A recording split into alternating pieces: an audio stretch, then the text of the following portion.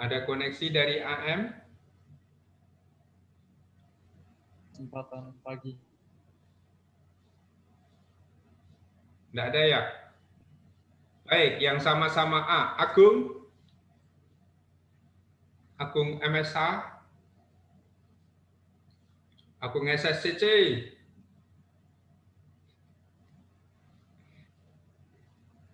Silakan. Antonio Santo. SSCC mimpin doa. Oke.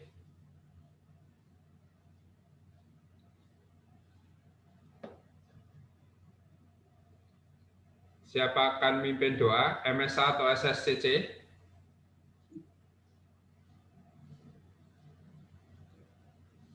Bambang Romo. Ya, silakan.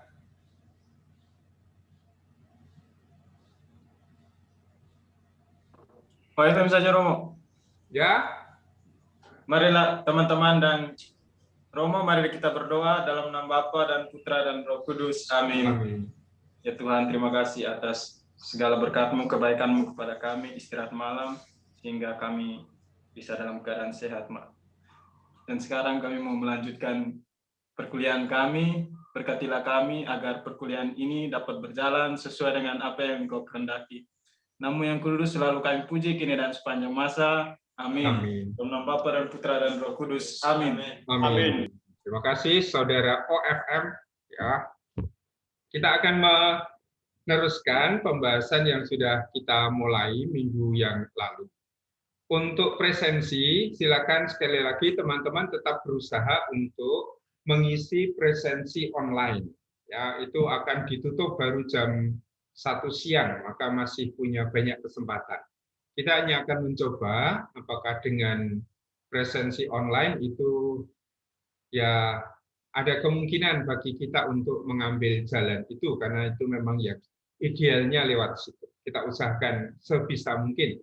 Tetapi daftar hadir yang dikirim oleh Mbak Indri dari sekretariat ke konfig itu tetap harus diisi supaya nanti bisa dicek ulang.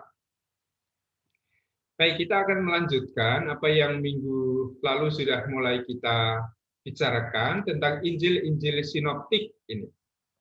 Ya, saya akan menggunakan screen ini.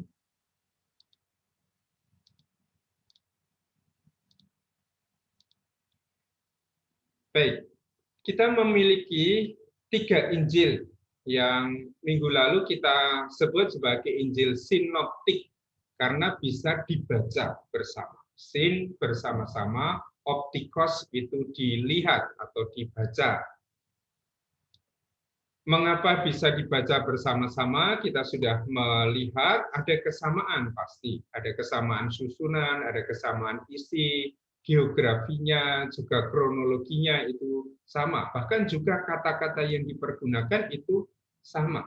Nah, dari situ kita bisa melihat kalau ketika Injil itu dibaca dalam satu susunan paralel, kolom-kolom paralel yang sama dengan baris-baris yang sama, lalu kita bisa menemukan banyak kesamaan di antara ketiga Injil sinoptik. Nah, nanti di jam ketiga kita akan menggunakan waktu untuk berdiskusi dan kerja bersama untuk menganalisa salah satu teks yang akan kita pilih. Menempatkan teks yang paralel itu dalam kolom-kolom yang sejajar dan juga dalam baris-baris ayat-ayat kata demi kata yang sejajar. Supaya kita bisa menemukan di mana kesamaannya, di mana perbedaannya. Nah, kalau kita sudah berkali-kali melakukan latihan ini, lalu kita akan punya kepekaan. Oh, gaya bahasanya Markus itu seperti apa ya? Oh, gaya bahasanya Lukas seperti apa? Gaya bahasanya Matius seperti apa? Semakin kita akrab dengan model studi seperti itu, lalu kita juga semakin dipermudah untuk memahami gaya-gaya tertentu yang dimiliki oleh masing-masing penginjil. Dan pasti itu nanti akan sangat kita butuhkan kalau kita membaca Injil masing-masing. Gaya teologinya seperti apa? Kalau seorang penginjil itu menceritakan Yesus, apa pokok-pokok kristologi yang biasanya ditampilkan oleh penginjil itu akan tampak di situ. Kalau misalnya Markus menampilkan para rasul yang 12 itu, gambar para rasul di dalam Injil Markus kalau kita cermati itu gambar yang buram, ya, tidak mudah memahami, sudah diberitahu oleh Yesus juga tetap tidak mengerti, sudah diajak untuk percaya tetapi juga tidak sampai pada kepercayaan. Nah, gambar-gambar yang tampaknya buram di dalam Injil Markus itu akan sudah sangat diperbaiki di dalam Injil Lukas. Maka kalau kita kita pelajari secara khusus nanti gambaran tentang para rasul yang 12 di dalam Injil Lukas pasti sudah berbeda dengan apa yang ada di dalam Injil Markus. Maria pun akan seperti itu. Maria di dalam Injil Markus punya wajah yang khas, yang berbeda dengan Maria yang ada di dalam Injil Lukas. Maka kita akan sama-sama mengerti bahwa baik Markus maupun Lukas itu ngomong tentang Maria. Ya, Markus tidak banyak tentu saja, tapi ada satu peristiwa di mana Maria itu muncul. Lukas itu punya banyak sekali cerita tentang Maria. Dan kalau kita bandingkan ini kisah tentang Maria di dalam Injil Markus dan di dalam Injil Lukas, gambar Maria, ya bukan soal ceritanya saja, tetapi figur Maria yang ditampilkan di dalam Markus itu sudah berbeda dengan figur Maria yang ditampilkan di dalam Injil Lukas. Nah, ini kalau kita menjadikan diri kita semakin akrab, semakin terbiasa dengan perbandingan sinoptik, lama-kelamaan kita punya kepekaan itu untuk memahami apa ya kekasan teologinya Markus, apa ya kekasan teologinya Matius, apa ya kekasan teologinya Lukas. Termasuk juga nanti kalau dalam perbandingan tentu saja dengan Injil Yohanes. Nah, ini akan kita lihat pelan-pelan, nanti beberapa bahan itu akan kita pelajari bersama. Nah, kita punya 4 Injil di dalam tradisi Perjanjian Baru kita. Dan keempat Injil ini sama-sama mengisahkan hidup dan pelayanan Yesus. Nanti kalau di dalam tesis bakalaureat itu dikatakan Injil itu mengisahkan hidup Yesus itu secara penuh. Ya, siapakah dirinya? Termasuk juga pelayanannya. Ya, pelayanan dengan sabda, dengan mengajar atau dengan berkhotbah, dengan berdebat melawan musuh-musuhnya, lawan-lawannya, atau juga dengan mukjizat-mukjizat yang dikerjakan oleh Yesus. Maka semua Injil bermaksud untuk mengisahkan hidup dan pelayanan Yesus. Mulai dari awal sampai pada kematiannya di salib, sampai pada kebangkitan, juga sampai pada kenaikannya ke surga. Nah, apakah keempat Injil itu mengisahkan suatu rentang waktu di dalam peristiwa hidup Yesus yang sama? Tentu saja tidak. Ya, Injil Markus itu hanya mengisahkan peristiwa ketika Yesus dibaptis oleh Yohanes Pembaptis sampai pada kematiannya. Ya, kisah tentang kebangkitan di dalam Injil Markus itu sedikit sekali. Nanti akan kita lihat. Sementara Injil Matius, Injil Lukas yang ditulis sesudah Markus tidak merasa puas. Kalau cerita tentang Yesus itu mulai dengan pembaptisan oleh Yohanes Pembaptis, maka mereka menarik cerita itu jauh ke depan, ya, dan memulai kisah tentang Yesus itu seperti kisah biografi yang lain, yaitu mulai dari kelahirannya. Sehingga kita lihat di dalam Injil Matius, di dalam Injil Lukas kita menemukan kisah kanak-kanak Yesus. Mulai sejak Yesus dikandung sampai nanti Yesus wafat di kayu salib, kemudian bangkit. Tentang kebangkitan tentu Matius, Lukas, Yohanes ini punya lebih banyak kisah, lebih banyak informasi daripada Injil Markus. Ya, ini sudah sesuatu yang biasa. Semakin berkembang cerita itu, semakin panjang tradisi itu, semakin banyak cerita yang bisa dikumpulkan. Maka kalau Markus itu bercerita tentang kisah kebangkitan itu secara sangat singkat, yaitu wanita-wanita pergi ke kubur, tidak menemukan kubur Yesus, diberitahu bahwa Yesus itu bangkit, tetapi mereka pergi dalam gentar, dalam ketakutan. Tidak mengatakan apapun tentang berita itu kepada para murid. Dan gambar seperti itu lalu diperbaiki di dalam Injil Matius, di dalam Injil Lukas, bahwa wanita-wanita itu lalu memberi pewartaan bahwa Yesus bangkit. Begitu juga di dalam Injil Yohanes. Nah, yang ceritanya cukup panjang tentang kenaikan Yesus itu hanya Injil Lukas. Sehingga keempat Injil ini sama-sama mau mengisahkan hidup Yesus, pelayanan Yesus. Tetapi pasti perspektifnya sudah berbeda.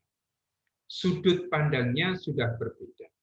Dan ini pasti juga sangat dipengaruhi oleh jemaat. Siapa yang dihadapi oleh penginjil itu? Kepada siapa Injil ini ditujukan? Kalau Injil ini ditujukan untuk jemaat Kristen dari latar belakang Yahudi misalnya, maka konsep-konsep cara berpikir Yahudi itu yang akan digunakan.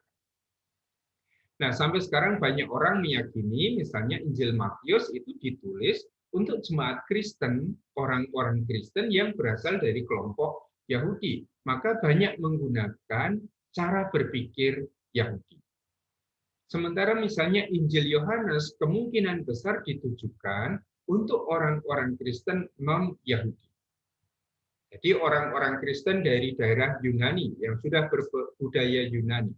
Dan budaya Yunani yang dimiliki oleh jemaatnya Yohanes itu budaya Yunani yang sangat kental dan sangat diwarnai oleh gagasan tentang dualisme. Maka Injil Yohanes itu pasti menggunakan kata-kata, cara berpikir, filsafat yang sudah sangat terkembangkan dalam dunia Yunani, dalam dunia Helenis. Nah, jemaat yang dihadapi itu pasti mempengaruhi isi pewartaan. Dan itu harus kita pelajari nanti dalam bagian awal. Setiap kali kita mempelajari Injil tertentu, kita akan coba melihat kira-kira jemaat seperti apakah yang sedang dihadapi oleh penginjil. Misalnya kalau kita membaca nanti Injil Yohanes, setiap kali ada kata dalam bahasa Ibrani, lalu penginjil mengatakan yang artinya. Misalnya Andreas menemukan Yesus, kemudian memberitahu Petrus, dan Andreas mengatakan, kami telah menemukan Mesias, lalu dalam kurung yang artinya adalah Kristus. Nah, kalau ada dalam kurung yang artinya adalah Kristus, harus ada penerjemahan seperti itu. Kita bisa berpikir bahwa Injil Yohanes ditujukan untuk orang-orang yang tidak mengerti bahasa Ibrani, tidak tahu apa arti Mesias. Nah, ini pelan-pelan nanti harus kita baca ketika kita mempelajari Injil-Injil ini. Kekasan masing-masing Injil itu apa? Kesamaannya jelas, sama-sama bercerita tentang Yesus, Mesias, Anak Allah. Tetapi cara berceritanya berbeda, gaya bahasanya berbeda, motif-motif teologinya juga sudah berbeda. Nah, perbedaan-perbedaan itulah yang justru harus sangat diperhatikan. Ya, kita itu cenderung melihat kesamaannya. Dan melihat kesamaannya itu tidak akan sulit. Tetapi melihat perbedaannya itulah yang akan memunculkan banyak kekayaan. Ya, kita ini di kelas kita ini kalau semua sama, wajahnya sama, bentuknya sama seperti itu, lalu membosankan. Tetapi menjadi lebih menyegarkan, lebih menarik, lebih mengesankan ketika di antara kita itu ada banyak perbedaan. Nah, perbedaan di antara para penginjil itulah yang harus sangat diperhatikan. Maka nanti kalau membaca teks yang saya pilihkan, yaitu tentang Yesus yang menyembuhkan orang yang sakit kusta, coba dipasang dalam kolom-kolom paralel. Dibuat kesejajaran. Lalu nanti dilihat kesamaannya di mana. Tapi jangan hanya berfokus pada kesamaannya, karena kita juga harus melihat perbedaannya.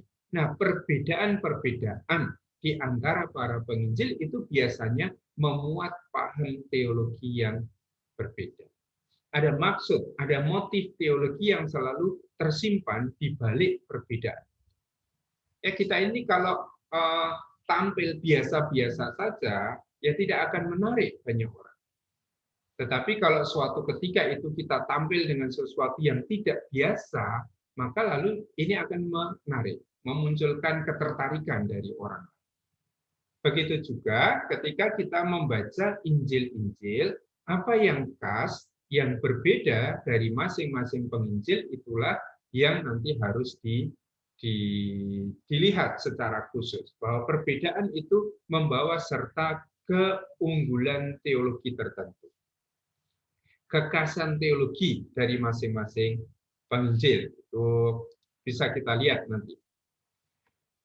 Keempat Injil ini juga merefleksikan arti teologi yang dimiliki oleh pribadi Yesus. Orang bertanya tentang siapa sebetulnya Yesus ini. Apa peran Yesus di dalam seluruh sejarah keselamatan yang diselenggarakan oleh Allah bagi umatnya. Maka ada unsur kristologi tentang siapa Yesus. Coba kalau kita membuka misalnya judul dari Injil Markus, di situ dikatakan permulaan Injil Yesus Kristus Anak Allah. Judul Injil Markus adalah Injil tentang Yesus Kristus Anak Allah. Maka di sini apa arti teologis dari pribadi Yesus? Siapakah Yesus itu? Markus akan mengatakan Yesus adalah Mesias, Kristus, Yesus adalah Anak Allah. Hal yang sama misalnya dimiliki oleh Yohanes. Ya, ketika Yohanes mengatakan semuanya itu sudah ditulis supaya kamu percaya bahwa Yesus adalah Mesias, Anak Allah. Nah, gelar-gelar inilah yang merupakan gelar-gelar utama yang mau diwartakan kepada para pembaca Injil. Ya, baik Markus, Matius, Lukas, Yohanes, juga Paulus, itu selalu akan memberitakan Yesus yang diimani oleh jemaat Kristen sebagai Mesias, Anak Allah. Nah, ini yang dimaksud sebagai arti teologis, ya, bahwa pribadi Yesus itu punya arti, punya makna bagi kita, ya. Dan siapakah dia? Oleh para penginjil dia diwartakan sebagai Mesias, Kristus, Anak Allah. Kemudian juga merefleksikan karya Yesus dalam perspektif masing-masing dan dengan cara khas masing-masing penginjil. Jadi selain menampakkan siapakah Yesus, para penginjil itu juga menceritakan karya-karya Yesus, tindakan-tindakan Yesus. Ya, pengajarannya, kemudian khotbah-khotbahnya, konfliknya melawan lawan-lawannya, juga mujizat-mujizat yang dikerjakan. Termasuk juga peristiwa kesengsaraan, kematian, dan nanti kebangkitan. Dan apa yang dikerjakan oleh Yesus dengan bersabda, juga dengan melakukan mujizat, itu dengan sendirinya akan menampakkan siapakah dia itu. Ketika dia masuk ke rumah ibadat di Kapernaum, ada orang yang kerasukan setan, dan roh jahat yang menguasai orang itu lalu berteriak, "Apa maumu daripadaku, hai Yesus? Aku tahu siapa engkau, yang kudus dari Allah." Maka rumusan-rumusan pengakuan seperti itu sudah merupakan cara yang digunakan oleh penginjil untuk menampakkan pribadi Yesus. Siapakah Yesus? Ketika Yesus melakukan mukjizat, roh jahat itu diusir, para murid mulai bertanya, siapa sebetulnya orang ini? Ajaran baru apa yang dia bawa? Sehingga roh jahat pun takluk kepadanya, tunduk kepadanya. Nah, apa yang dibuat oleh Yesus itu mau tidak mau lalu membuat orang mengerti siapakah Yesus. Artinya kalau saya sekarang ini mengajar seperti ini, ya dari apa yang saya lakukan, orang akan tahu siapa saya. Oh, Eko itu dosen. Oh, Eko itu guru. Dari apa yang dikerjakan oleh om saya waktu itu mengendarai kereta kuda itu, lalu orang akan tahu siapa om saya. Oh, dia adalah kusir, dokar. Nah, apa yang dikerjakan oleh Yesus membuat orang semakin mengerti siapa sebetulnya Yesus. Maka semua Injil yang kita miliki di dalam Perjanjian Baru itu selalu merefleksikan siapakah Yesus dan apa yang dikerjakan oleh Yesus. Nah, apa yang dikerjakan oleh Yesus di dunia ini pasti terkait dengan apa yang dikerjakan oleh Yesus dalam seluruh kerangka karya keselamatan Allah. Bahwa Allah yang menciptakan segala sesuatu yang hari-hari ini kita baca di dalam bacaan pertama, selalu punya tujuan yang jelas, yaitu tujuan untuk membawa keselamatan bagi semua yang diciptakannya. Dan Yesus hadir di dalam karya Allah untuk membawa keselamatan. Maka Yesus punya peran tertentu di dalam sejarah keselamatan. nanti kita akan punya mata kuliah tersendiri yang kita sebut sebagai mata kuliah soteriologi. Apa peran penting yang dimainkan oleh Yesus di dalam memperoleh keselamatan? Nah, kalau saya itu mengikuti Yesus, apa yang akan saya peroleh dari Yesus? Kemarin kita merayakan peringatan Santa Scholastica, dan kalau masih ingat itu antifon komuninya adalah kamu sudah meninggalkan segala sesuatu dan kamu akan menerima 100 kali lipat dan menerima hidup yang kekal. Nah, semua orang yang mengikuti Yesus pada akhirnya akan dibawa pada hidup. Maka ini adalah soal apa peranan Yesus, Mesias, Anak Allah itu dalam seluruh sejarah keselamatan yang dilakukan oleh Allah. Nah, sekarang kita mempunyai 4 Injil di dalam perjanjian baru kita. Dan 4 Injil ini sudah diakui sebagai Injil-Injil kanonik, diterima oleh gereja sebagai kitab suci, itu sudah mulai di akhir abad kedua, 4 Injil ini sudah praktis diterima sebagai kitab suci. Apalagi nanti ada Santo Agustinus di dalam perjalanan yang kemudian membantu kita untuk menetapkan mana saja dari sekian banyak Injil ini yang diakui sebagai suci, sebagai kitab suci kita yang punya otoritas. Nah, ini sejak abad ketiga, keempat Injil kita ini sudah diterima oleh gereja sebagai Injil-Injil kanonik.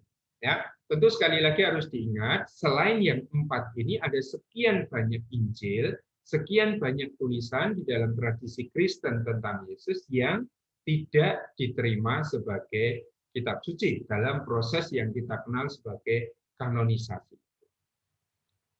Dan sejak abad ketiga itu gereja tidak pernah menyerah pada berbagai macam tekanan, pada segala macam upaya untuk menambah jumlah Injil.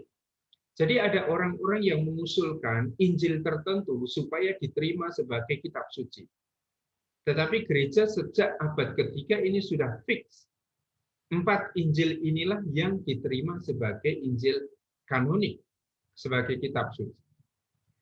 Tidak menyerah juga pada berbagai tekanan untuk mengurangi jumlah Injil dalam kitab suci kanonik. Ada orang yang tidak menaruh kepercayaan pada Injil Yohanes. Injil Yohanes ini bukan Injil, bukan kitab suci, maka mau dilepas.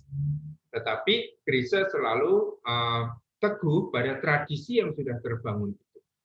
Bahwa yang diterima sebagai kitab suci di antara sekian banyak Injil itu hanya 4 Injil yang sekarang kita kenal sebagai Matius, Markus, Lukas, dan Yohanes. Yang lain itu tidak diterima sebagai Injil. Nah, kalau kita mencermati dari 4 Injil itu, lalu 3 di antaranya itu kita sebut sebagai Injil sinoptik, Matius, Markus, Lukas. Ya, minggu lalu kita sudah mencoba melihat mengapa lalu Injil-Injil ini disebut sebagai Injil sinoptik. Karena kalau ditempatkan di situ saya tulis dalam 3 kolom yang sejajar, kolom pertama Markus, kolom kedua Matius, kolom ketiga Lukas, dan dilihat bersama-sama, dibaca bersama-sama, ya dalam baris-baris yang sama, dengan urut-urutan kata-kata yang relatif sama, maka bisa dengan cepat dikenali kesejajaran dalam banyak hal dalam ketiga Injil tersebut. Kalau kita baca secara sinoptik, lalu kita akan mengenal banyak kesejajaran. Kesejajaran itu maksudnya adalah kesamaan. Kesamaan antara Markus, Lukas, dan Matius. Meskipun kadang-kadang hanya ada kesamaan antara Markus dan Lukas, atau Markus dan Matius, atau Lukas dan Matius. Ya. Nah, itu yang nanti akan kita cermati. Ya, kesamaan-kesamaan yang muncul ketika ketiga Injil itu dibaca secara sinoptik.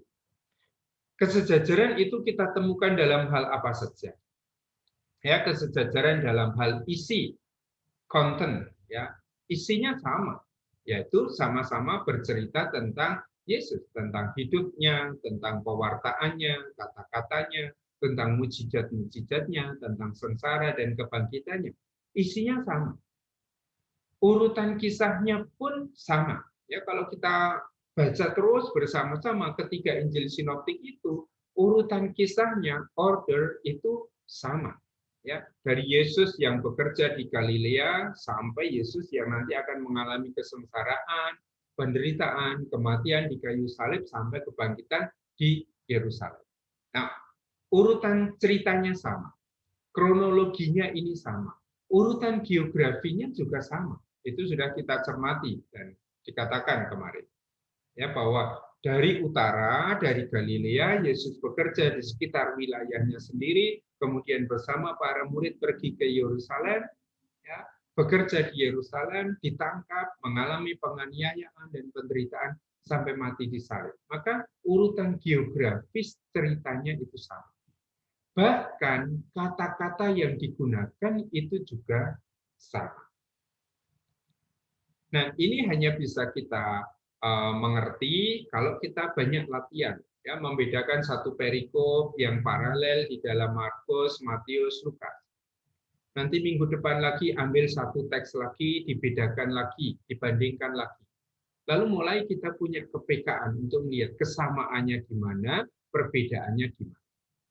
Nah, karena besarnya kesejajaran ini, ketika Injil ini bisa dilihat bersama-sama, maka disebut sebagai Injil-Injil sinoptik, dari kata Yunani sinoptikos.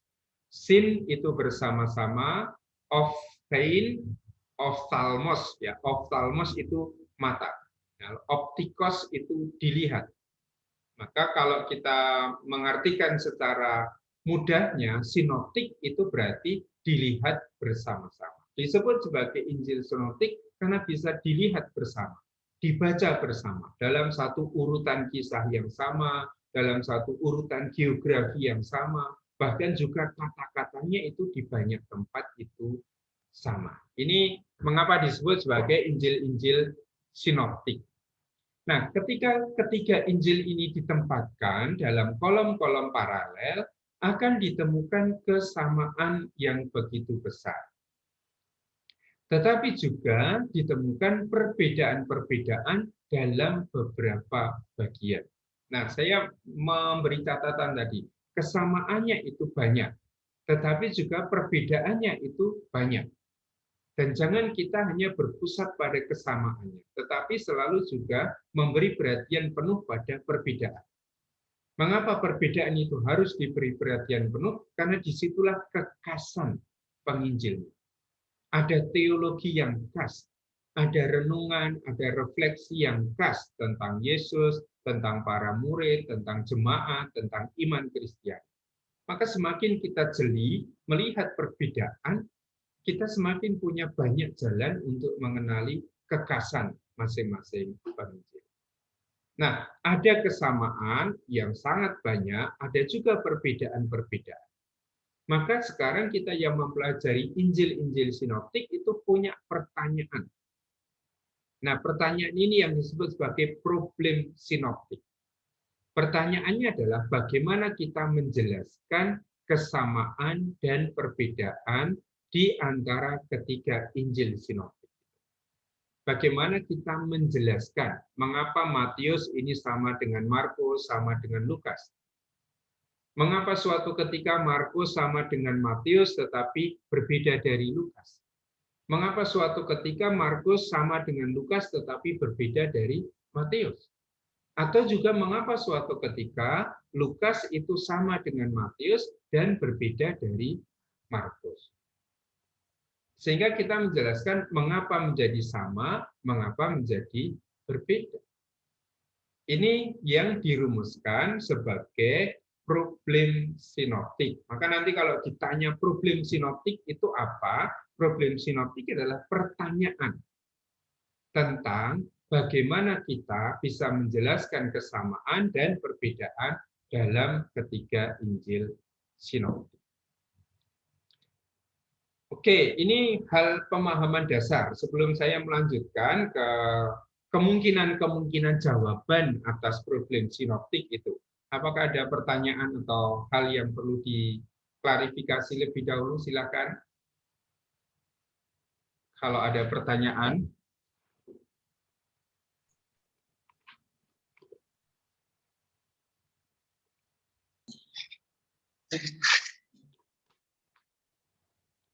Saya share, ada pertanyaan? Tidak? Dari Belum. Belum. Oke. Dari WFM bertanya, Romo. FM, ya silakan. Terima kasih, Romo. Kami mau bertanya seperti ini. Apa namanya, kan setiap teologi dalam Injil, mau Injil Sinoptik maupun Injil Yohanes itu kan berbeda. Perbedaan itu yang kami tanyakan itu, apakah perbedaan itu sudah dimaksudkan oleh penulis Injil, atau perbedaan itu diberikan atau disematkan kemudian setelah Injil itu terbentuk, maksudnya oleh ahli-ahli. Jadi ahli-ahli yang menentukan bahwa ini teologinya khas begini, atau memang sudah ditentukan oleh pengarang Injil. Memang pengarang Injil sudah berpikir saya akan membuat misalkan Injil Yohanes teologinya seperti ini, Injil Markus seperti ini, begitu oleh setiap pengarang Injil. Terima kasih. Iya, penginjil belum pasti berpikir seperti itu. Karena kita bayangkan Injil Yohanes itu ditulis dan penginjil Yohanes itu diperkirakan tidak mengenal Injil Markus, tidak mengenal Injil Lukas, tidak mengenal Injil yang lain. Sehingga penulis tidak akan mengatakan, oh saya mau membuat cerita tentang Yesus, tetapi yang berbeda dari yang ditulis oleh Matius, dari yang ditulis oleh Markus misalnya. Penginjil itu menulis apa adanya, cerita tentang Yesus yang disesuaikan dengan situasi jemaatnya. Apa yang menumbuhkan perbedaan di antara Injil-Injil itu terutama adalah motif teologinya. Ya, semakin orang itu mengenal Yesus, dia punya gagasan, punya konsep yang jelas, lalu ini berbeda dari yang dikenal oleh orang lain. Orang seperti Markus akan lebih banyak mengenal Yesus dari mukjizat-mukjizatnya. Sehingga Yesus yang ditampilkan di dalam Injil Markus itu adalah praktis Yesus yang melakukan banyak mukjizat. Orang seperti Matius itu lebih suka menggambarkan Yesus sebagai Musa yang baru. Maka kalau Musa itu mengajar, Musa itu punya 5 buku, di dalam Injil Matius nanti akan kita temukan 5 blok khotbah Yesus. Nah, apakah ini disengaja oleh penginjil, ataukah ini ditemukan oleh kita yang membaca Injil itu? Nah, ini sulit untuk dibuktikan. Tetapi kalau ada struktur yang jelas, misalnya di dalam Injil Markus, ada kisah, kemudian ada khotbah, diikuti kisah lagi, diikuti khotbah, diikuti kisah lagi, dan pusatnya itu ada di tengah, maka kita yakin bahwa itu adalah struktur cara menulis yang pada zaman itu sudah sangat umum dipakai dalam tradisi Yahudi. Ya, maka kalian nanti akan mempelajari yang namanya susunan konsentris, A dan A apostrof, B dan B apostrof, C dan C apostrof, D itu akan menjadi pusat. Nah, itu sudah biasa ditemukan misalnya di dalam Mazmur, kalau nanti mempelajari Mazmur, susunan seperti itu. Kalau ada susunan seperti ini, kita bisa mengatakan bahwa ini disengaja oleh penginjilnya. Ya, jadi masing-masing penginjil itu pasti menulis cerita tentang Yesus, kisah tentang Yesus dari apa yang dia pahami, dari Yesus yang dia kenal itu. Tidak dibayangkan bahwa penginjil itu saksi mata, ya. Kita tidak mengatakan bahwa penulis Injil kita ini adalah saksi mata. Mereka itu sudah generasi kedua dari kekristenan. Yang disebut saksi mata itu adalah para murid, orang-orang yang waktu itu mendengar sendiri apa yang dikatakan oleh Yesus, melihat sendiri mukjizat yang dikerjakan oleh Yesus. Nah, apa yang didengar, apa yang dilihat ini nanti diteruskan dari satu orang kepada orang yang lain. Nah, baru pada generasi kedua dalam kekristenan mulai ada orang yang menuliskan cerita tentang Yesus. Nah, para penginjil ini kemungkinan besar mereka adalah orang-orang dari generasi kedua kekristenan. Mereka bukan saksi mata.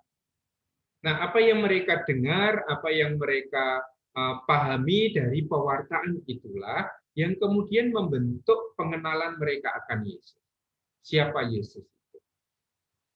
Dan jangan kita pikirkan bahwa itu pengenalan dia sendiri. Kalau Yohanes itu misalnya di dalam Injilnya memberitakan Yesus sebagai anak domba Allah yang menghapus dosa dunia, itu bukan konsepnya sendiri. Tetapi itu keyakinan jemaat yang dilayani oleh Yohanes. Nah, kesimpulan dari pertanyaan tadi adalah, apakah kekasan itu sudah sejak awal dirancang oleh penginjil dalam beberapa dalam beberapa kasus atau dalam beberapa bagian itu memang disengaja oleh penginjil. Apakah disengaja hanya untuk tampil beda dari Injil yang lain? Nah, ini yang harus dilihat. Ya, tidak hanya untuk tampil beda dengan Injil yang lain, karena Injil Matius itu ditulis tanpa ada kaitan dengan Injil Lukas. Injil Lukas ditulis tanpa mengenal Injil Matius. Injil Yohanes ditulis tanpa mengenal Markus, tanpa mengenal Lukas, tanpa mengenal Matius. Sehingga perbedaan itu tidak hanya supaya Injil saya berbeda dari Injil yang ditulis oleh orang-orang lain. Tetapi Injilnya itu menjadi berbeda karena pesan pewartaan tentang Yesus itu harus saya sampaikan kepada jemaat saya. Nah, masing-masing jemaat itu pasti mempunyai pengenalan yang berbeda tentang Yesus. Katakanlah kita sama-sama mengimani Tuhan kita Yesus Kristus, tapi cara teman-teman OFM mengenal Yesus, pengenalannya dalam tradisi Fransiskan itu pasti cukup berbeda dengan pengenalannya misalnya teman-teman SCY. Ya, kalau teman-teman Fransiskan mungkin dalam tradisi kerohanian, spiritualitas, lalu banyak melihat Yesus yang miskin, ya karena itu tradisinya. Sementara teman-teman SCY mungkin akan lebih berpusat pada hati Yesus itu. Sama-sama bercerita, merenungkan, mengenal satu figur, satu pribadi, tetapi perspektifnya itu berbeda. Nah, ini yang memunculkan perbedaan di antara Injil-Injil kita. Lalu, ketika Injil itu sudah selesai, sudah jadi, dibaca oleh para pembaca, oleh para penafsir, termasuk kita. Nah, kita yang mulai terbiasa membaca dengan perbandingan Matius, Markus, Lukas, lalu akan mengenali ciri khas Matius dalam mewartakan Yesus, ciri khas Lukas dalam memberitakan Yesus, cirinya Markus dalam memberitakan Yesus. Nah, kekhasan itu dikenali oleh siapa? Kekhasan itu dikenali oleh pembaca. Maka belum pasti penginjil itu dengan sengaja mau menampilkan perbedaan yang bisa dibandingkan dengan Injil yang lain. Tetapi kitalah yang membaca, yang akhirnya itu membaca Matius, membaca Markus, membaca Lukas, lalu bisa mengenali, oh Matius berbeda dengan Markus, oh Markus berbeda dengan Lukas. Begitu penjelasan saya bisa dipahami? Bisa, Romo, terima kasih. Oke, terima kasih. Ada teman lain yang akan melanjutkan diskusi? Tidak? Oke, kalau tidak saya lanjutkan lebih dahulu. Ada, Romo. Oh ya, silakan. Dari SCY, Romo. SCY, silakan. Oke, pertanyaan saya berkaitan dengan geografis, Romo, khususnya dalam penulisan keempat Injil. Keempat Injil kan ditulis berdasarkan kronologis itu ada tahunnya begitu. Nah, setelah ditulis itu kan pasti Injil itu dihayati oleh beberapa komunitas begitu. Nah, pertanyaan saya, ketika Injil pertama ditulis itu kan dihayati. Kemudian Injil kedua ya, itu kan tahunnya berurutan itu, Romo. Apakah itu memang setelah Injil kedua muncul itu Injil pertama itu tetap dihayati atau seolah-olah tidak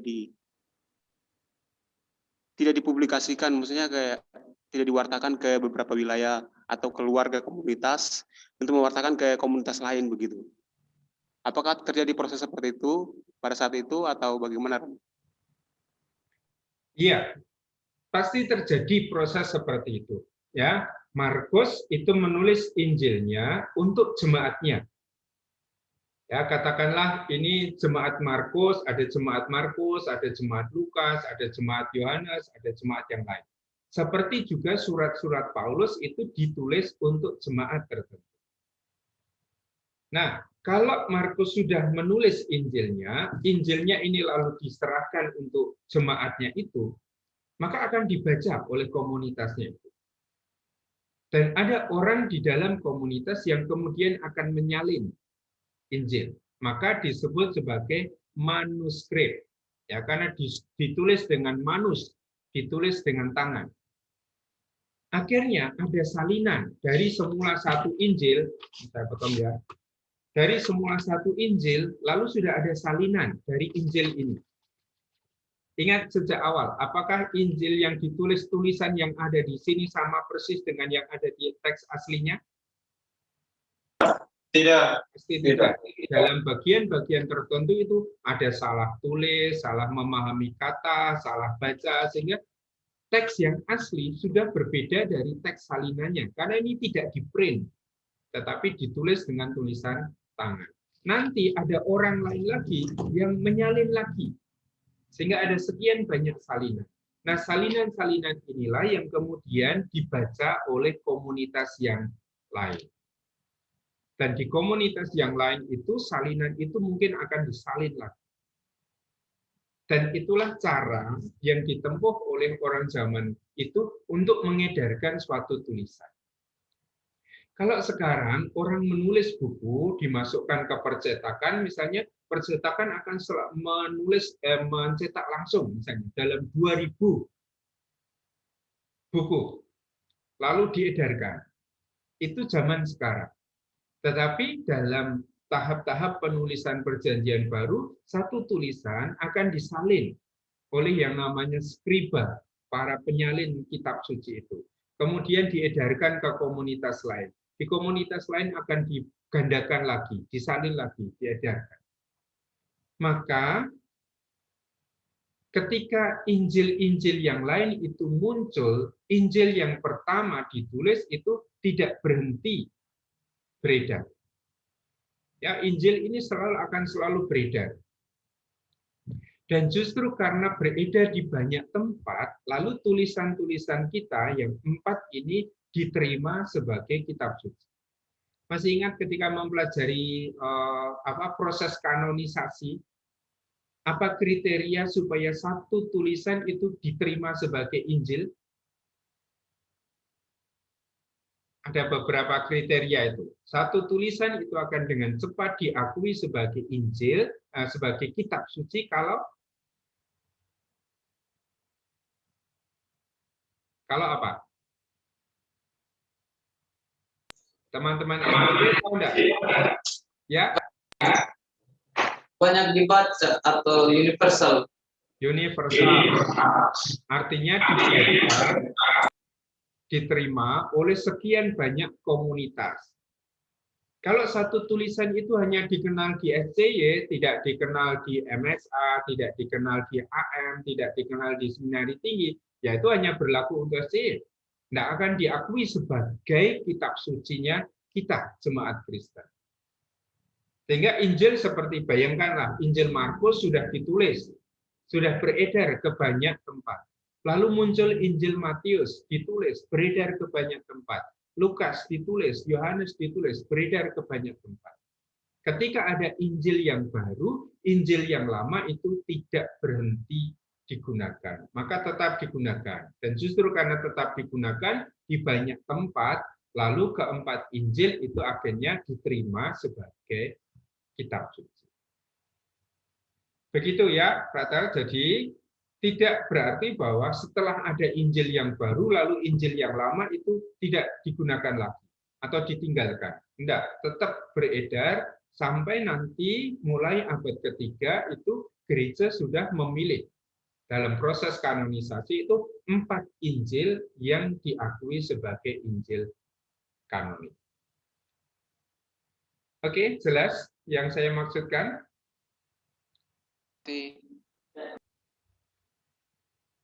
Jelas ya?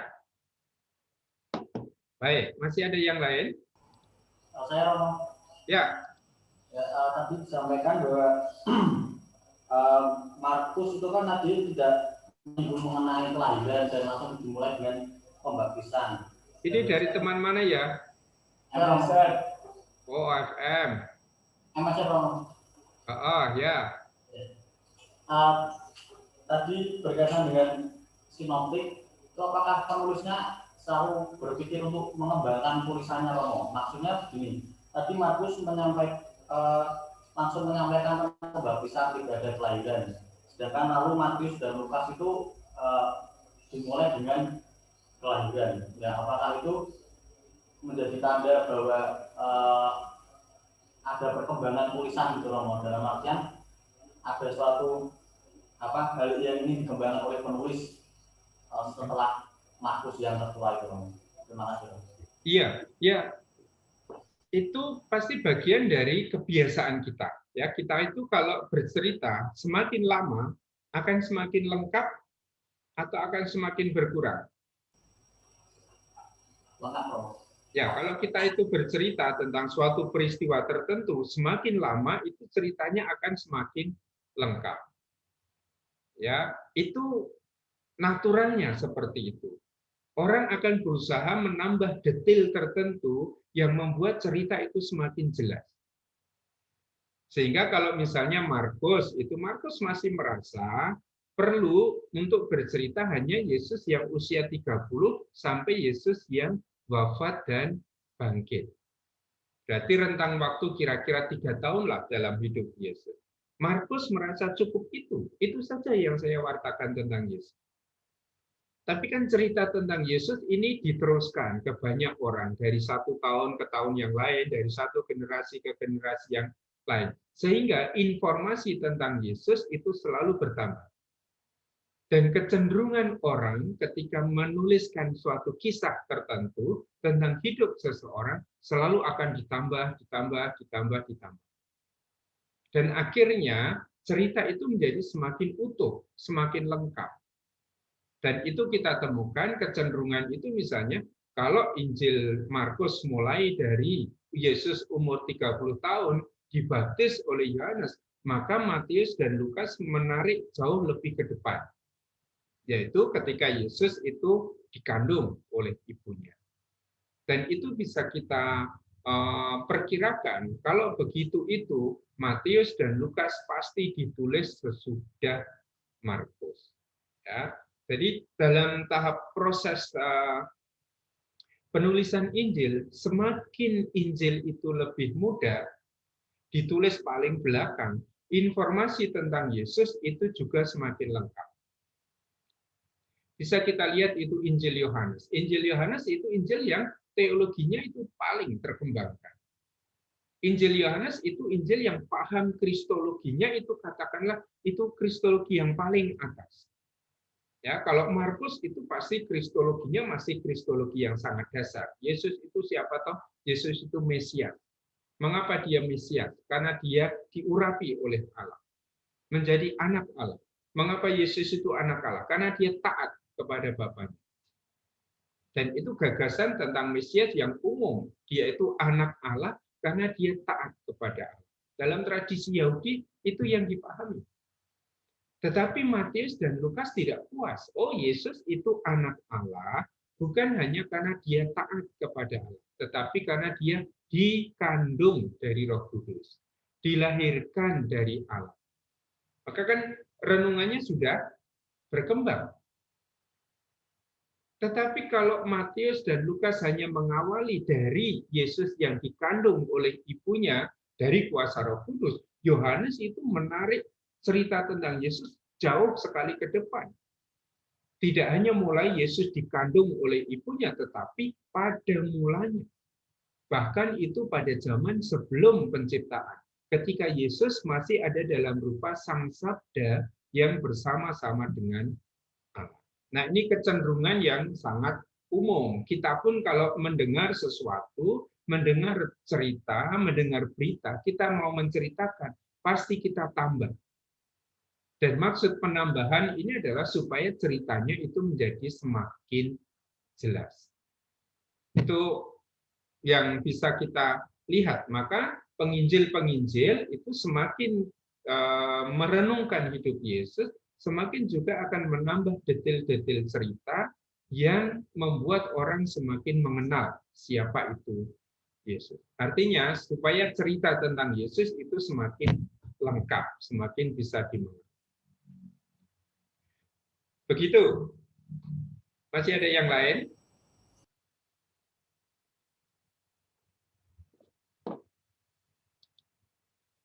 Oke, sekarang kita lanjutkan sebentar ya, yang tadi mau saya sampaikan.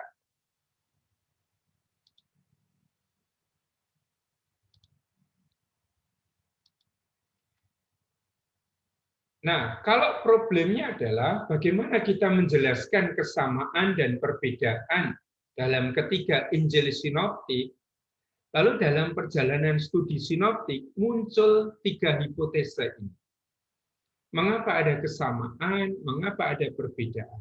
Di antara ketiga Injil, ada yang menjawab karena ketiga Injil itu ditulis berdasarkan inspirasi Roh Kudus.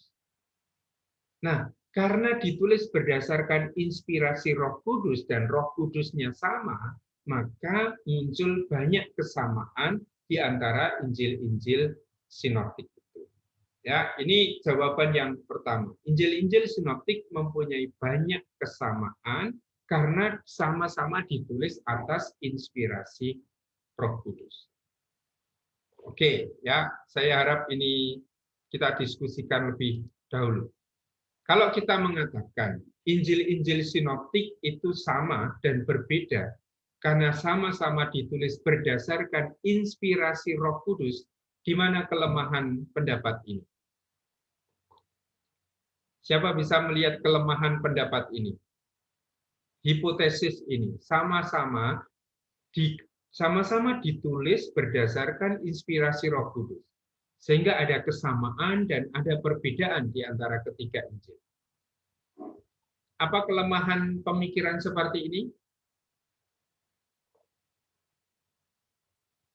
Ingat tadi problem sinoptiknya diingat ya. Problem sinoptiknya adalah bagaimana menjelaskan kesamaan dan perbedaan di antara ketiga Injil sinoptik.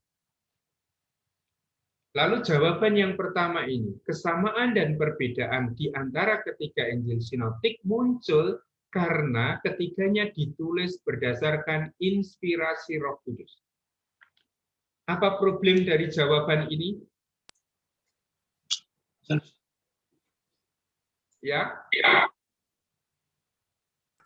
Perbedaan. Maksudnya gimana? Perbedaan. Jika diinspirasi oleh roh yang sama, maksudnya kan dalam otomatis kemungkinannya akan sama hasilnya, karena diinspirasi dari satu roh yang sama. Tapi kenapa di dalam ketiga Injil itu memang ada kesamaan, tapi juga kita melihat adanya perbedaan. Oke. Sehingga agak dari segi perbedaannya itu sulit untuk dipertanggungjawabkan.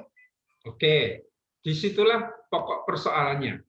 Kalau dikatakan sama-sama mendapat inspirasi dari Roh Kudus, mestinya ketiga Injil itu juga sama dalam semua hal.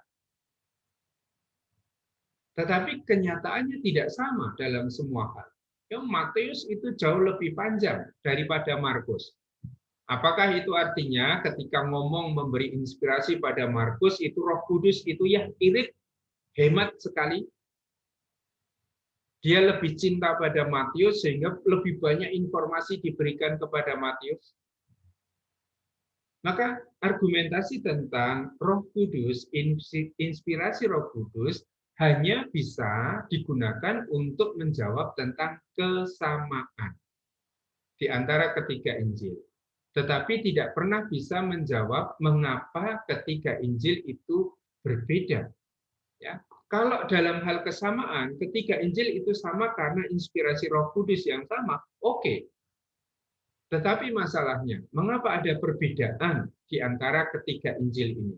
Kalau ditulis berdasarkan inspirasi Roh Kudus dan Roh Kudusnya sama, mengapa beda?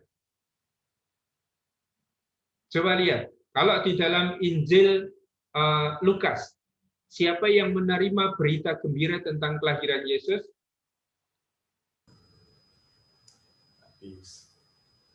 Mario, kamu tahu di dalam Injil Lukas itu siapa yang menerima berita gembira tentang kelahiran Yesus?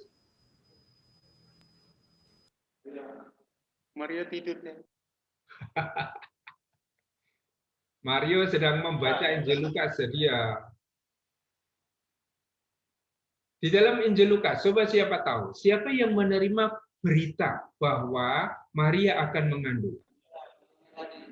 Ya? Elizabeth. Bukan Elizabeth, tapi Maria sendiri. Maria sendiri. Di dalam Injil Matius, siapa yang menerima berita gembira itu? Maria juga. Siapa yang menerima berita gembira? Gembala. Bukan. Gembala itu tidak ada di dalam Injil Matius. Gembala itu hanya ada di dalam Injil Lukas. Ini kan perbedaan itu seringkali tidak kita hiraukan. Yang kita hiraukan itu hanya kesamaan. Sehingga seolah-olah di dalam Injil Matius pun ada gembala. Padahal di dalam Injil Matius tidak ada gembala. Karena kita begitu terbiasa dengan 3 raja dari timur, seolah-olah di semua Injil itu ada 3 raja dari timur. Padahal enggak. Di dalam Injil Matius, siapa yang diberitahu bahwa Maria akan mengandung? Yusuf. Ya kan? Kalau di dalam Injil Matius itu yang diberitahu Yusuf, di dalam Injil Lukas yang diberitahu Maria. Lalu Roh Kudus yang benar itu yang mana? Kalau Roh Kudusnya itu sama benar, mengapa kepada Matius mengatakan, Matius, yang memberitahu, yang diberitahu tentang kelahiran Yesus itu adalah Yusuf. Lalu nanti Roh Kudus memberi inspirasi pada Lukas. Lukas, yang menerima berita gembira itu adalah Maria. Mengapa satu roh yang sama itu memberi informasi yang berbeda, inspirasi yang berbeda? Paham maksud saya? Jadi jawaban tentang inspirasi Roh Kudus itu hanya bisa menjawab kesamaan di antara ketiga Injil itu. Tetapi tidak pernah bisa menjawab perbedaan dari ketiga Injil. Jelas tentang argumentasi yang pertama ini, kesulitannya di mana? Kesulitannya adalah tidak bisa menjelaskan mengapa ketiga Injil sinoptik itu berbeda. Oke, itu yang pertama. Kedua, mengapa di antara ketiga Injil itu sama dan sekaligus berbeda? Jawaban yang kedua adalah karena ketiganya merupakan catatan-catatan akurat tentang sabda dan karya Yesus. Coba ini dipahami lebih dahulu. Mengapa sama dan mengapa berbeda? Karena ketiga Injil itu memuat catatan-catatan akurat tentang sabda dan karya Yesus.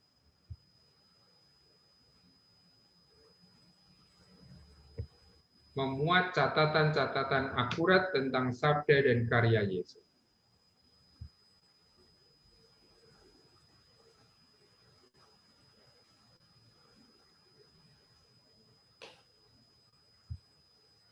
Oke, siapa yang bisa memberi argumentasi tentang hal ini? Apa kelemahan dan kekuatan dari jawaban ini? Mengapa ketiga Injil punya kesamaan dan perbedaan? Karena ketiga Injil itu memuat catatan-catatan akurat tentang sabda dan karya Yesus. Ayo coba berpikir sedikit.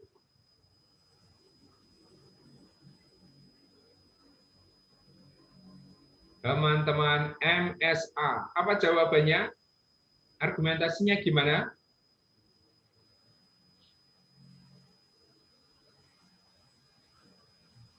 Ada enggak teman MSA di sini?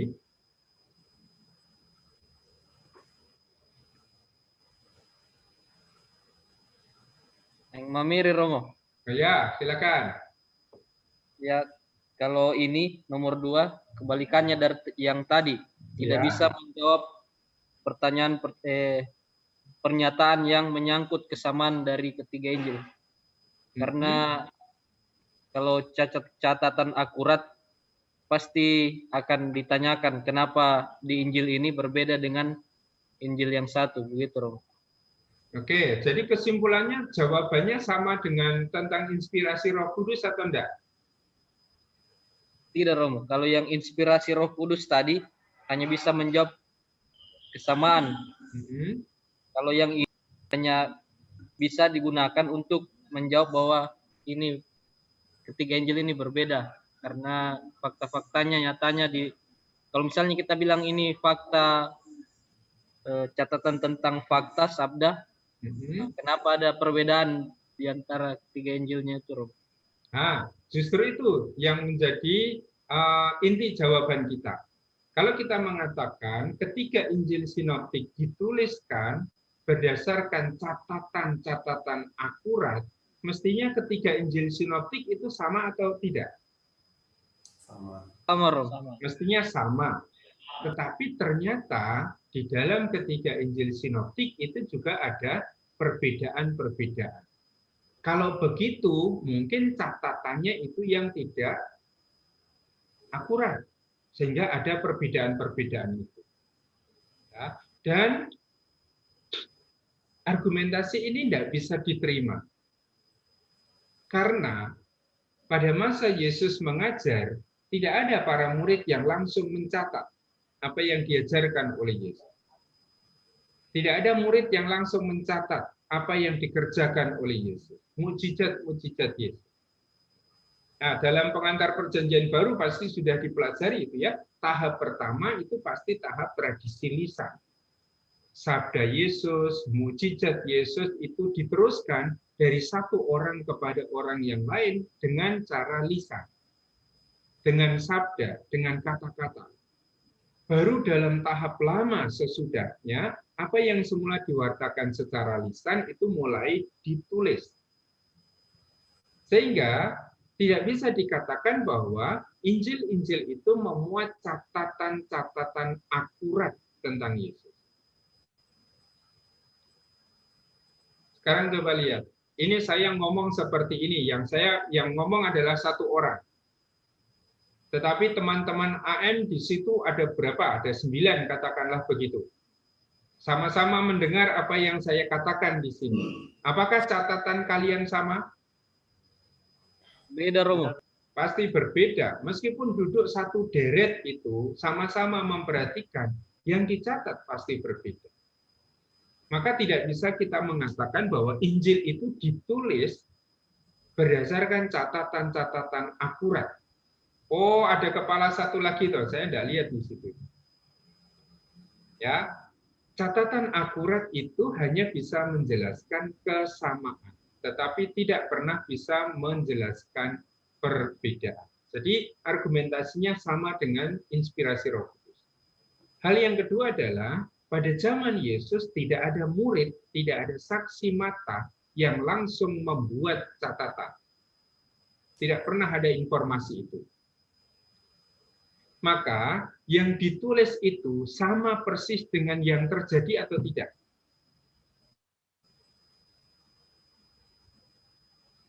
Yang ditulis di dalam Injil kita itu sama persis dengan yang terjadi atau tidak? Tidak. Tidak. Rumusan-rumusannya itu pasti sudah berbeda-beda. Karena apa yang ditulis itu peristiwanya terjadi lama sesudah. Atau lama sebelum ditulis. Katakanlah kalau Markus itu menulis tahun 70, dia menggunakan dokumen-dokumen yang ada sebelumnya, berarti mungkin ditulis dokumennya tahun 50-an. Katakanlah seperti itu. Tetapi antara wafat Yesus di tahun 3 Masehi misalnya, sampai tahun 50, ini kan sudah ada rentang waktu yang panjang sekali. Berita tentang Yesus, tentang mujizatnya, tentang sabda-sabdanya, sudah diteruskan dari satu orang ke orang lain. Dan pasti penerusan lisan ini tidak pernah bisa mempertahankan kata-kata aslinya Yesus. Persis seperti yang dikatakan oleh Yesus. Maka pasti sudah mengalami, ya sabda Yesus itu sudah direnungkan, sudah didalami, sudah dikhotbahkan, dan kata-katanya itu menjadi berbeda. Maka orang tidak bisa lagi mencari secara meyakinkan mana yang disebut sebagai ipsissima verba Christi. mana yang disebut sebagai kata-kata yang asli muncul dari mulut Yesus. Karena semua yang disabdakan Yesus sudah didengar, ditangkap, dimengerti, direnungkan, diteruskan oleh orang-orang Kristen pada zaman itu. Baik, itu tentang argumentasi, tentang catatan akurat. Catatan akurat itu hanya bisa menjelaskan kesamaannya, tidak bisa menjelaskan perbedaannya. Kalau memang didasarkan pada catatan akurat, mestinya semua Injil itu sama. Tetapi ternyata ada banyak perbedaan. Maka argumentasi yang kedua ini juga tidak banyak diterima. Oke, tentang argumentasi kedua. Sekarang argumentasi ketiga. Ada kesamaan dan perbedaan di antara Injil-Injil sinoptik karena tradisi lisan yang digunakan itu sama. Ya, ada tradisi lisan yang sama-sama digunakan oleh para penginjil. Ada tradisi lisan yang sama-sama digunakan oleh para penginjil. Dan karena bersumber pada tradisi lisan yang sama, maka ada kesamaan, ada perbedaan. Jelas? Saya tutup dulu screen-nya. Sekarang siapa berpendapat? Kalau jawabannya adalah karena ketiga penginjil menggunakan tradisi lisan yang sama, apa kekuatan dan kelemahan argumentasi ini?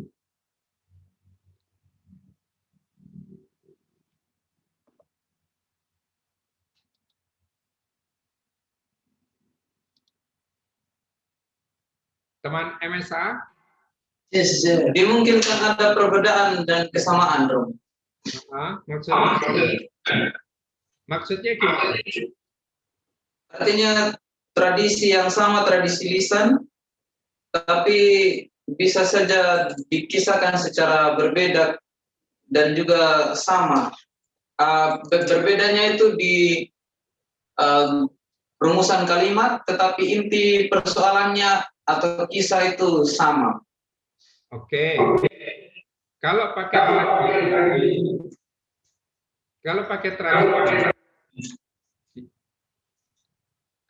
tradisi lisan, maka dimungkinkan ada kesamaan, ada perbedaan. Ya kan? Ya, Oke. Masalahnya di dalam Injil-Injil sinoptik kesamaannya itu tidak hanya pada urutan cerita. Tidak hanya ada pada urutan geografi, tetapi bahkan kesamaan kata per kata. Pikirkan sekarang, kalau alasannya adalah kesamaan kata per kata, mungkinkah tradisi lisan membuat kita menulis sesuatu yang sama persis? Dengan kata-kata yang sama persis? Tidak mungkin. Tidak mungkin, Romo. Tidak mungkin. Ya seperti yang saya katakan tadi, saya mengajar seperti ini dengan lisan. Dan yang ditangkap itu pasti berbeda-beda. Artinya apa? Tradisi lisan itu bisa menjelaskan perbedaan, tetapi tidak pernah bisa menjelaskan kesamaan.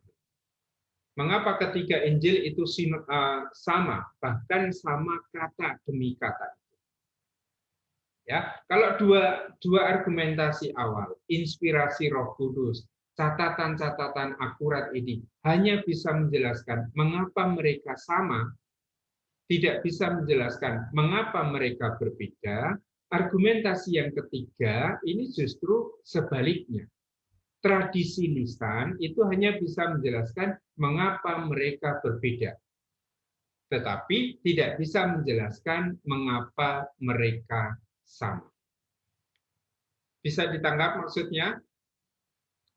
Atau ada pertanyaan lebih dahulu?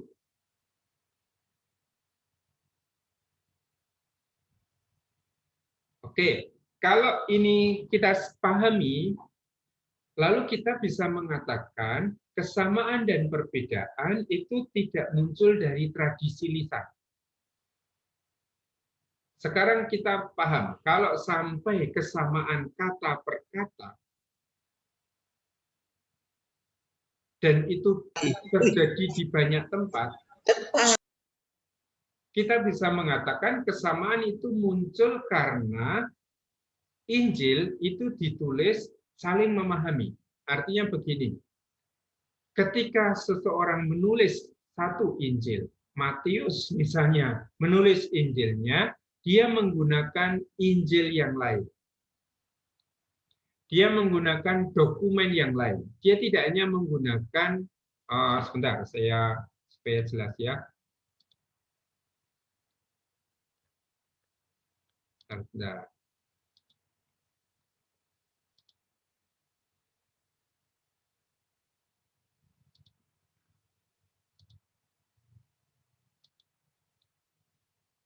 Mana tadi?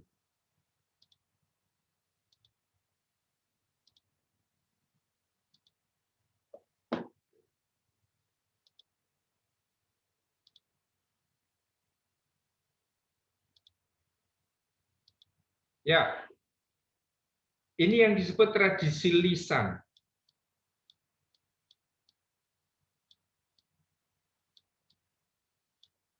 Nah, semula berita tentang Yesus itu memang lisan. Tetapi dalam perjalanan kemudian, berita tentang Yesus ini sudah ada dalam bentuk tertulis. Nanti saya lihatkan satu PowerPoint yang saya buat. Ya, ini sudah dalam bentuk tulis. Dari tradisi lisan sampai tradisi tulis, ini tidak hanya terjadi dalam 1-2 hari.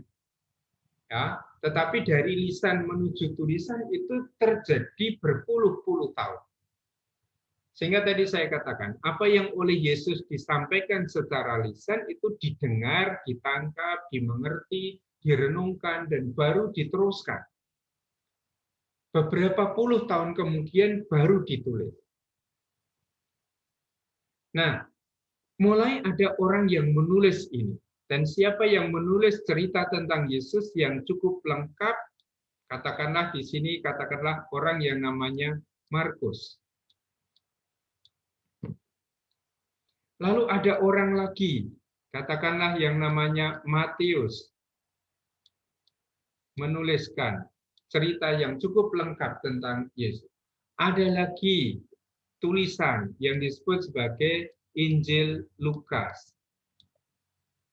Dan tadi kita lihat, kalau kita membandingkan Markus, Matius, Lukas, ada kesamaan di antara ketiga Injil ini, tetapi juga ada perbedaan di antara mereka. Ya, ada yang sama, tapi juga ada yang berbeda. Lalu kita katakan tadi, kesamaan di antara Injil-Injil ini tidak mungkin terjadi kalau ketiga Injil ini bersumber pada tradisi lisan.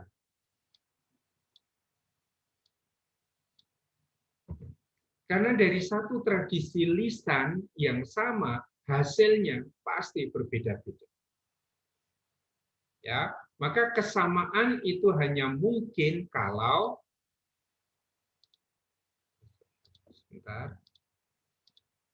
kesamaan di antara Matius, Markus, Lukas ini hanya mungkin kalau mereka itu mengambil dari sumber tertulis yang sama. Bukan dari sumber lisan. Artinya, satu penginjil itu mencontek, menyalin sumber yang lain. Kesamaan itu muncul karena penginjil itu sama-sama menggunakan satu dokumen tertulis. Ya, bukan menggunakan dokumen lisan ini, tetapi menggunakan dokumen tertulis ini.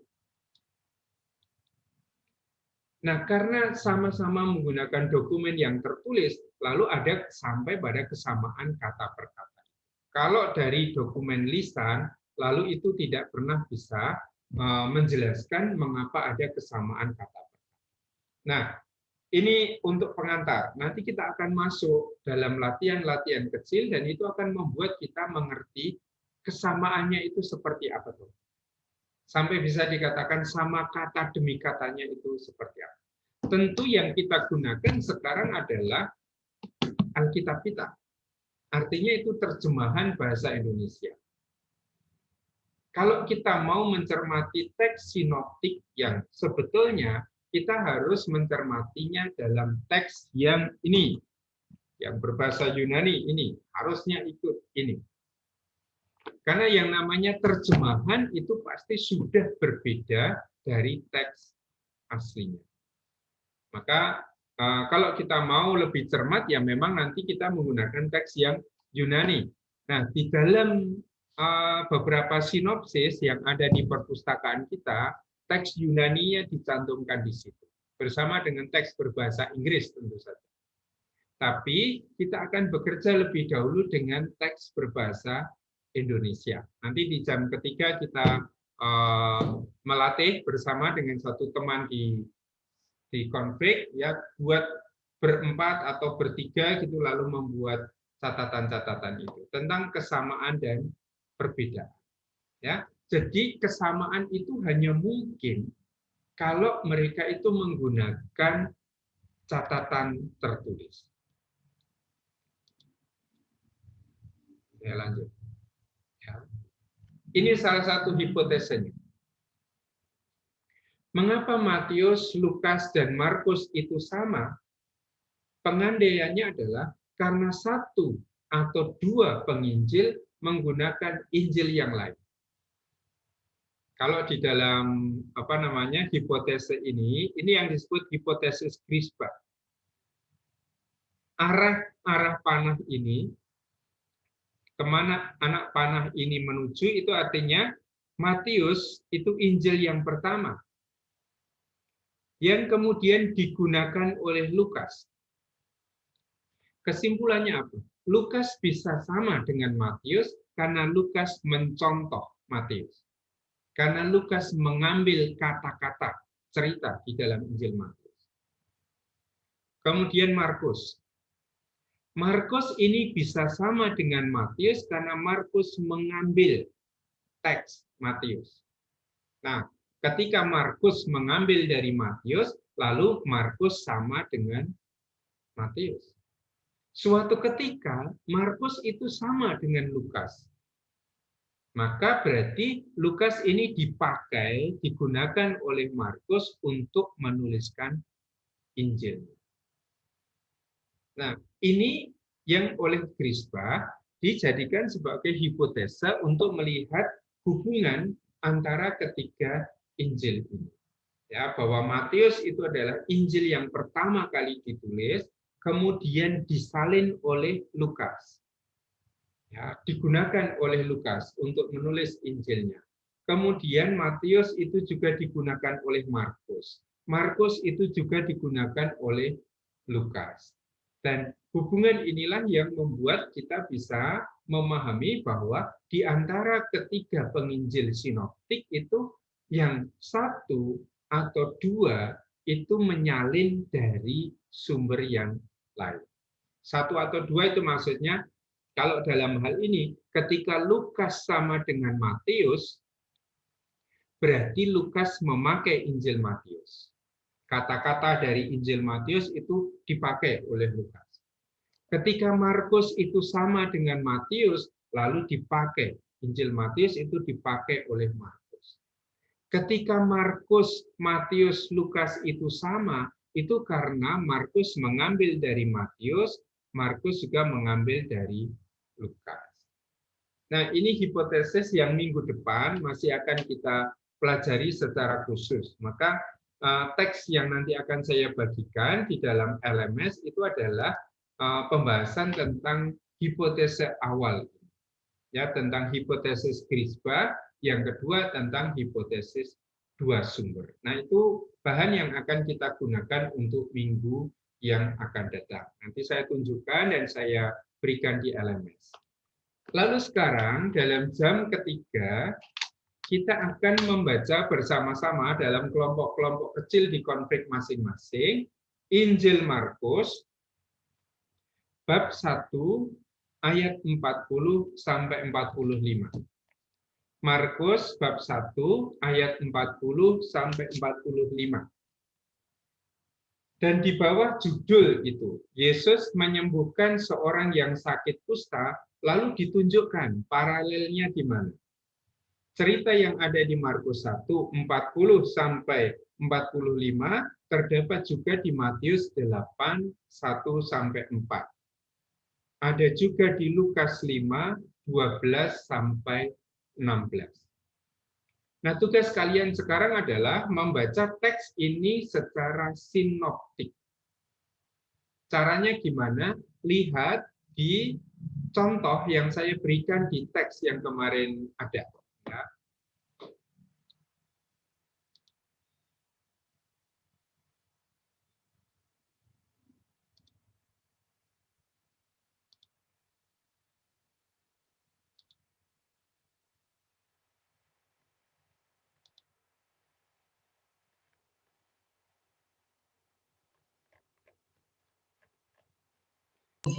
Cara membuatnya seperti ini, ya.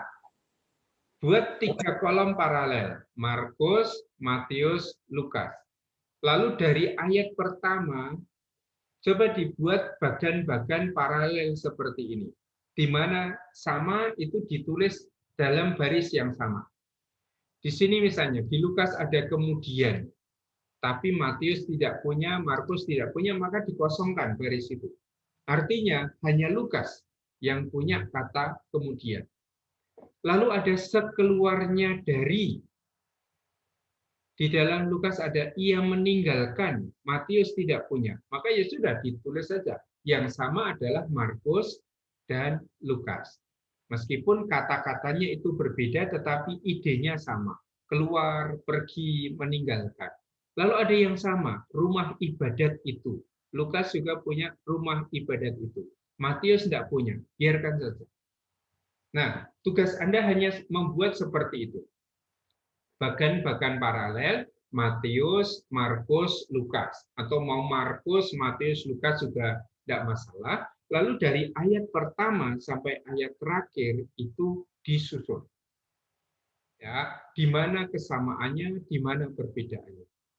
Dan minggu depan kita akan mulai mendiskusikan tema ini, ambil contoh seperti ini dari hasil pekerjaan ini, pekerjaan hari ini. Maksudnya apa? Supaya dari minggu ke minggu kita latihan seperti itu dan menjadi PK. Ya, apa yang biasanya membuat Matius itu berbeda dari Markus? Apa yang biasanya membuat Lukas itu berbeda dari Markus? Apa yang biasanya membuat Lukas itu berbeda dari Matius? Itu pelan-pelan harus kita pelajari, dalam arti harus tumbuh kepekaan dalam diri kita sendiri untuk melihat mengapa sama, mengapa berbeda. Kalau berbeda, apa motif teologinya? Ya, apa tujuan teologi dari perbedaan itu? Itu harus kita temukan nanti dalam perjalanan waktu ketika kita semakin banyak mempelajari teks-teks sinoptik. Jelas untuk tugas kita pada jam yang ketiga ini? Ya, maka silakan dikerjakan supaya tidak terlalu banyak teman, itu 3 atau 4 teman itu membuat bagan yang satu, lalu nanti bisa kita diskusikan minggu depan. Maka minggu depan bagan itu bisa ditampilkan dengan share screen, lalu kita cermati bersama-sama. Ada pertanyaan tentang yang saya jelaskan atau tentang tugas untuk siang hari ini?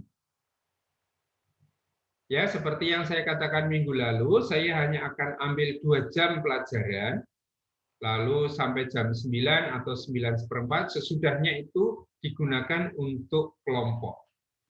Karena jam ketiga saya juga harus mengajar metode tafsir kitab suci yang sulit dicari ganti harinya, maka terpaksa harus seperti itu. Oke.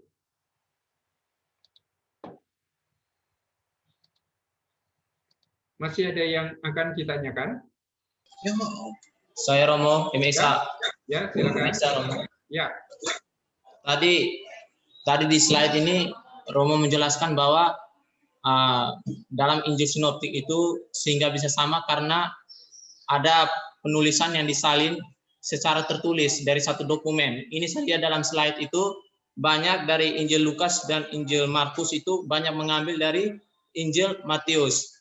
Nah, di semester kemarin, semester 2 kami pernah mendapat perjanjian baru di mana di dalamnya dijelaskan bahwa Injil Markus itu merupakan Injil tertua, dan dalam slide ini Romo juga menuliskan bahwa Injil Markus merupakan Injil tertua karena ditulis pada tahun 70-an. Nah, yang menjadi pertanyaan saya itu, mengapa dalam slide ini, dalam Injil Sinoptik ini, mereka banyak mengambil dari Injil Matius? Bukankah Injil Markus itu merupakan Injil tertua dan menjadi patokan utama? Itu Romo. Ya, karena bagan ini adalah bagan yang pertama. Tadi saya menyebutnya ini adalah teori yang ditulis oleh atau teori yang dipakai oleh orang yang namanya Griesbach. Saya juga baru belajar nulis ini.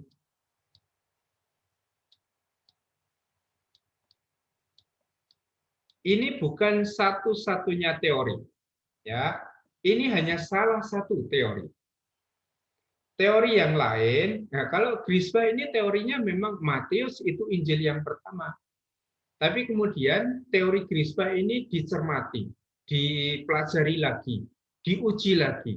Dan akhirnya teori Griesbach ini tidak bisa menjelaskan banyak hal. Lihat di sini, kalau Markus itu diambil dari Matius, diambil dari Lukas, mengapa Markus tidak punya kisah kanak-kanak yang penting? Kalau Markus itu mengambil dari Matius, mengambil dari Lukas, mengapa Markus tidak punya doa Bapa kami? Yang penting, ya kan? Maka orang meninggalkan teori ini, lalu ke teori yang lain. Nah, yang kamu maksud di perjanjian baru semester lalu pasti ini. Ya kan?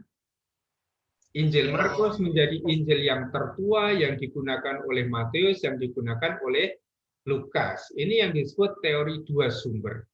Jadi mengapa saya tadi menampilkan satu ini saja? Karena ini yang akan kita pelajari minggu depan. Kita akan mempelajari hipotesis Griesbach yang menempatkan Matius itu sebagai Injil yang pertama, dan kemudian yang kedua kita akan mempelajari teori dua sumber atau hipotesis dua sumber yang beranggapan bahwa Markus itu adalah Injil yang paling tua. Begitu bisa dipahami maksudnya. Jadi saya tadi memang tidak menyebut dua-duanya, baru menyebut salah satu karena itu minggu depan akan kita pelajari secara khusus tentang teori dua sumber dan juga tentang hipotesis Griesbach. Jelas? Jelas Romo, terima kasih Romo. Oke, terima kasih. Masih ada satu lagi? Cukup Romo. Cukup? Ya. Silakan sekarang teman-teman berkumpul dalam kelompok yang dibentuk masing-masing untuk melihat teks Markus 1 ayat 40 sampai 45 dalam kesejajaran dengan Matius dan Lukas. Yang dicari adalah kesamaannya. Di mana kesamaan dan di mana perbedaan. Lalu besok kita harus menjelaskan mengapa ini berbeda. Apa motif teologinya?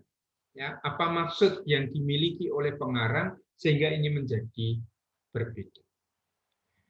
Baik, terima kasih untuk pertemuan kita siang hari ini. Silakan dilanjutkan dengan studi pribadi. Saya akan mengakhiri pertemuan Zoom ini dan kita bertemu kembali hari Kamis yang akan datang. Terima kasih teman-teman, selamat bekerja. Ya. Terima kasih Romo. Terima kasih. Salam. Salam. SJ berkadang.